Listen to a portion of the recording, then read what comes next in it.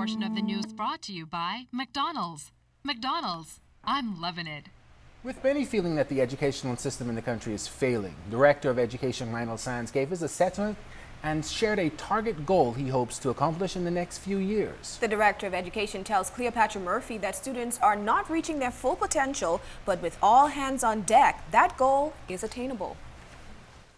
With just 50% of public school students graduating high school annually, Director of Education Lionel Sands says the ministry's aim is to increase that figure to 60% by 2017. While that may seem like a small goal, Sands says progress is achieved in increments. We're giving some time, and we expect by the next 10, 15 years that we have 85% of our students graduating high school, and the literacy rate at a level that is, that's very good and that we could be satisfied with, and also the numeracy rate. Another area he hopes to see improvement in is in national examination results. While students improved in some subject areas, they continue to average D and E in English and math. He says numeracy and literacy continue to pose a challenge at the senior high school level and will require an intense focus. Sands says that challenge must first be addressed at the primary school level, but for those students failing to meet the bar in junior high, officials are introducing an intervention program to bring them up to par before they reach senior high school. The kids who are falling through the crack in terms of the numeracy and literacy, we're providing classes for them after school and during school hours when there are breaks. Those classes we will pay teachers to provide the extra classes for the students, and what I would wish to say to parents, that we encourage parents to ensure that their children attend these classes because it's very necessary. He says this is important as this is the second year of the National High School Diploma Program and students must meet certain graduation requirements. As officials seek to strengthen the educational system, Sands says there will be a scaling back on class parties and fun days he feels are not meaningful in education. Sands shared his vision for the new school year. Truth is, if I could get 10% improvement in the literacy and numeracy rate for this year, I'll be satisfied.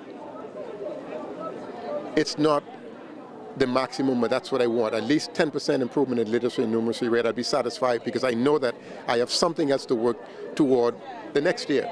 And so if I could get 10% every year, we're looking good. And to accomplish these goals, Sands is calling for greater parental involvement.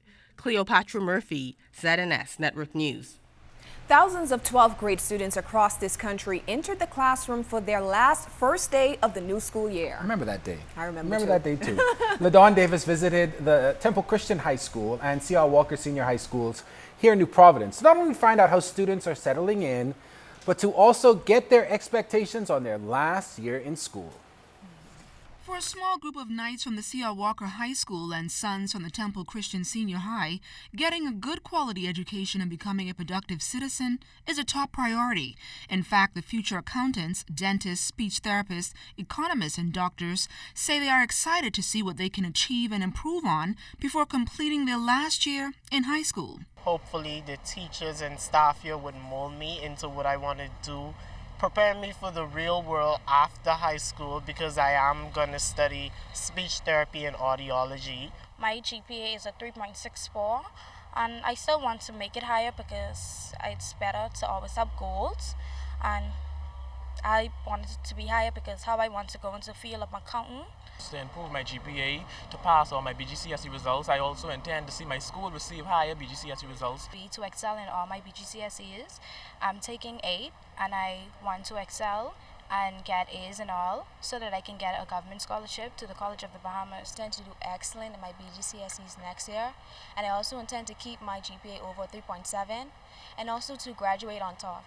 A few first-time 10th graders we spoke to talked about their reasons for choosing the C.R. Walker High School after completing the H.O. Nash Junior High School last year. Government house, I see the school as the best government school in Bahamas. I wanted to do academic science in high school because I want to be a doctor when I graduate.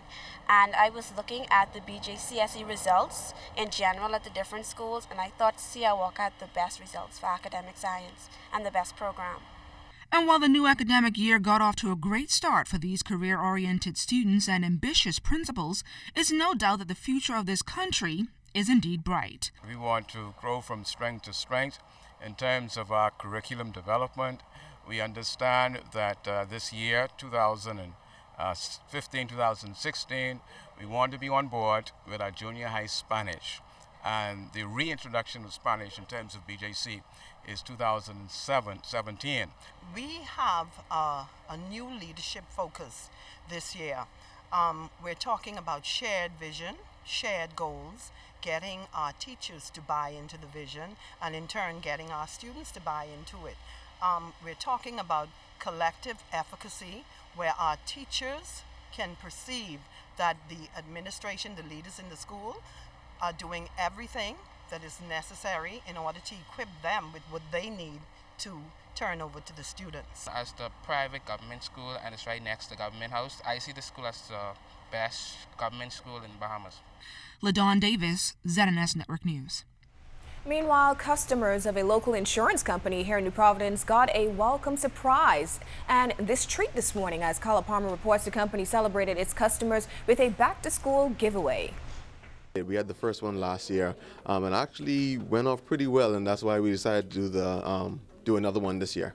Customer Service Representative at National Underwriters Agency, Shannon Darville, is talking about what's billed to become a major feature of the insurance company's annual event, its Back to School initiative. We have just some few little trinkets. We have some school books, pencils, pens, some of the lanyards, just a small little token to say that we appreciate the customers and appreciate their kids as well. NUA has a base of more than 10,000 clients operating from 3 locations. The staff of NUA not only gave back to its customers visiting the sites Friday, but employees followed through in its day-long theme, fully regaled in various school uniform attire. Some may have missed the mark, though, and should have been called to the principal's office for demerit, like Mark Taylor, who certainly had too much facial hair and needed a shave, and Randonette Valsin, who was representing Temple Christian in black high-heeled shoes, clearly a violation of the school's dress code.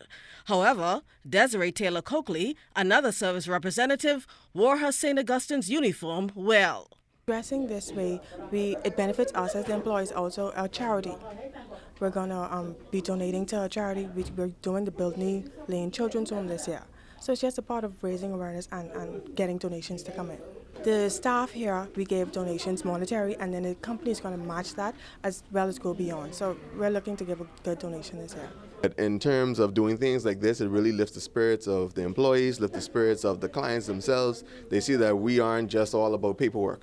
The Back to School initiative also included an educational message as employees are encouraging school-aged children to begin a savings plan. We're trying to aim more towards a younger crowd. I'm not saying that, mostly only the older generation need insurance, but young people need younger generation, they need insurance as well. So we need to, kind of invite them in, let them know about the importance of being protected and being covered through insurance. As NUA expands in its creativity, officials are hoping to not only retain its customer base, but attract new ones. Carla Palmer, ZNS Network News. Government is experiencing some delays in the implementation of the National Health Insurance Program.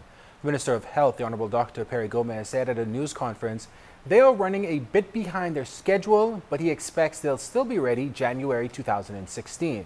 Still, though, Chief Medical Officer at the Ministry of Health, Dr. Glenn Benaby, maintains the government is fully committed to the program. We are committed to continuing the dialogue and to bring focus to the areas where we may not be as close as we like to be. And I am confident, the Minister is confident, and the leadership in health are confident that once we continue the dialogue, we will achieve the better quality of health care for the Bahamian people. That's what it's about. And if that is our focus, we will be just all right. Health Minister Dr. Perry Gomez confirmed that the ongoing process of implementation of NHI will continue. There's NHI in process, in process. And the whole period from January through June next year is process. We begin with registration of the population in January 1st. And where the population must be registered and choose who will be their physician. That's going to be something new to people have their own physicians and to some extent, but to go about it systematically for the thousands of people who have not done something like that. You got a private doctor? No. You take too long to answer. You took too long to answer, right. See, so that's what it is. Everybody has to get a medical home. Right. And so that you know where you can go at any time to get services. And you will be in the system. They will have you, and it will be at no cost to you. Today marks the 14th anniversary of the day that the former straw market, as it was, and the Ministry of Tourism on Bay Street was engulfed in flames. Vendu House was also partially destroyed by the fire. The arsonist Courtney Gardner, a peanut worker, was convicted of the blaze 2 years after the incident. Gardner set fire on the stall of a former love interest. Now, a new market built at a cost of $12 million sits on that spot that about 500 vendors occupy. It opened back in 2011. The original market, known worldwide, was built in the 1940s after sponging took a nosedive. This portion of the news was brought to you by McDonald's. McDonald's, I'm loving it.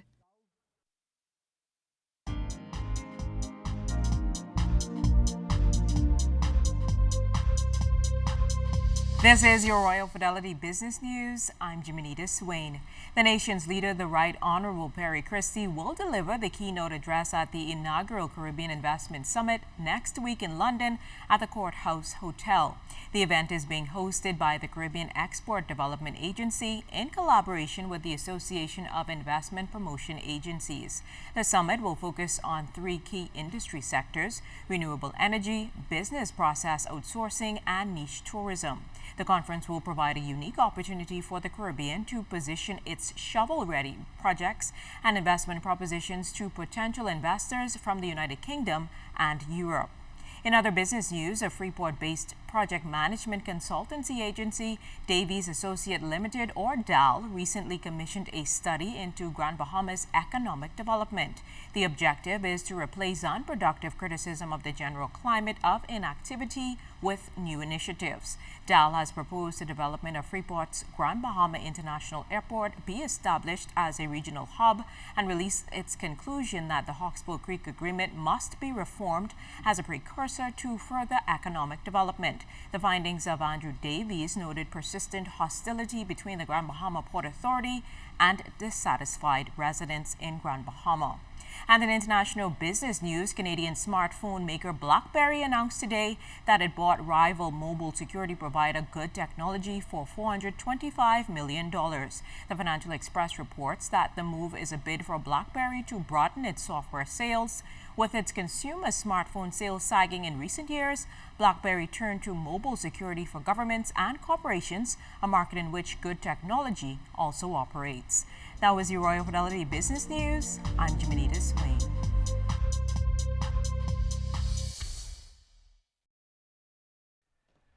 Bahamian international recording sensation Baha Men released a new CD, and they have a major opportunity through its record label, Sony, to place them in American retail supergiant Walmart. It's a major accomplishment for the group's distribution. As a part of the promotional blitz, Walmart has asked for 5,000 of the copies to be specifically autographed by the group.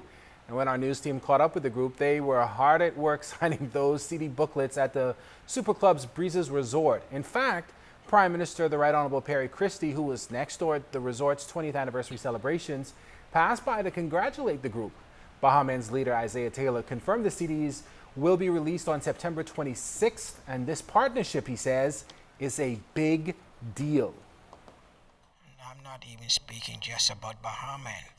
Bahamian artists have been struggling for many years, and us, we're doing our best to break down the door to make sure that they have the opportunity, the same as Bahaman.